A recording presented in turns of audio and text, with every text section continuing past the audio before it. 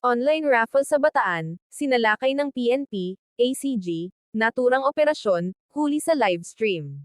Ilang sospek kabilang ang operator ang arestado matapos salakayin ng PNP Anti-Cybercrime Group, ang isang online raffle habang naka-live streaming pa ito kahapon ng hapon sa Barangay Tenedoro, Balanga City, Bataan.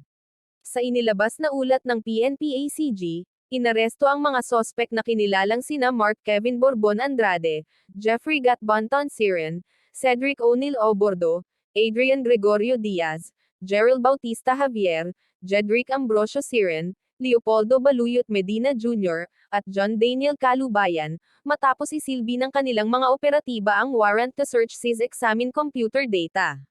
Sa ikinasang operasyon, naaktuhan ang mga sospek na nagsasagawa ng online gambling at nakalive pa ito sa Facebook.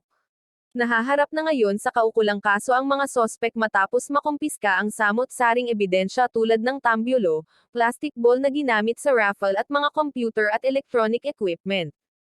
Thank you for watching. Please support my small YouTube channel. Like, share, and subscribe.